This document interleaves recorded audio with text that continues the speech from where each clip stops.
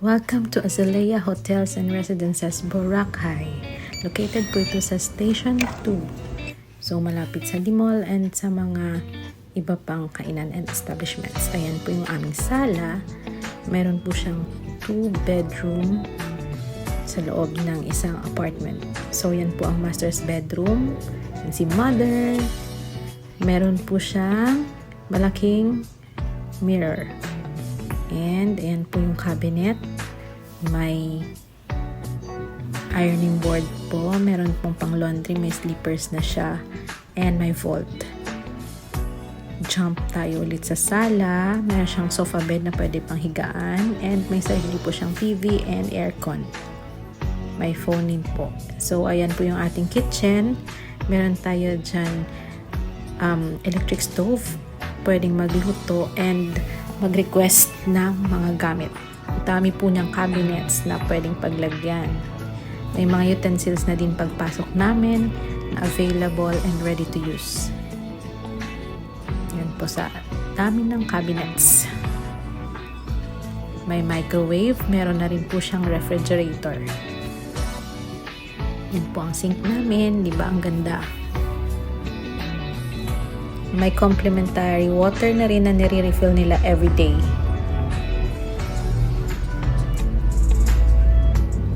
So, ayan po. Marami kayong paglalagyan ng mga gamit nyo in case na meron kayong dalang mga food. Yan po ulit yung isang room. Yung master's bedroom. Super comfy ng room at kayang mag-fit ng 4 na tao. Yan po ng view ng aming balcony. Makikita yung kabilang side ng hotel. Pwede po kayong magtuyo ng inyong mga damit. Pwede rin kayo dyan magpahangin, mag-relax. Napakaganda ng view. See? Diba? Nakaka-relax. Yung room po pala, each room meron siyang TV and meron din siyang sariling air conditioner. So, bali may 3. Aircon at TV. Ayan po yung CR ng master's bedroom. Kompleto na rin po sa amenities. May towels, may shampoo and conditioner, may toothbrush na rin po. Nire-refill din po nila everyday. And meron din siyang shower. So, second room, yan yung room ng 2 anak namin. Diyan sila natulog. May sarili din cabinet and slippers.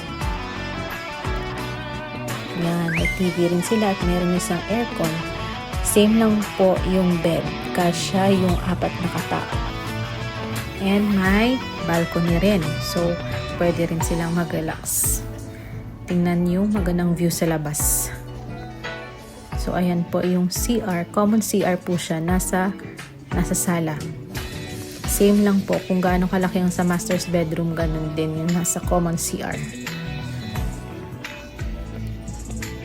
Malinis po yung buong apartment. So, ayan, nag-request kami ng pans and everything para in case may lulutuin kami. Yun, yung kanilang buffet, breakfast, and Kuya J po ang resto na nasa loob ng Azalea. Ito po yung pupunta sa roof deck, yung swimming pool. Maganda ang pool kasi 4 feet lang siya. Yan. Napaka-relaxing din ng view kasi nasa roof deck makikita mo yung dagat. Parang solo namin. Parang exclusive sa amin 2 ng anak ko kasi kami lang 2 yung naliligo that time, di ba? Tapos meron dun sa dulo, parang super babaw na pool. Diyan po yung venue pag may mga programs. Pwedeng gamitin yung area na yan. Yung may roof. Diba? Napakaganda ng Azalea. Pwede kang mag-relax dyan hanggang 10 p.m. Ganda ng weather ng time na yun. Pumunta kami dyan. So, medyo ilang hours din kaming naligo ng anak ko.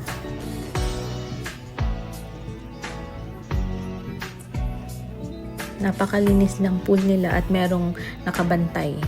Yan po yung nasa labas, and thank you for watching. Please subscribe and follow me.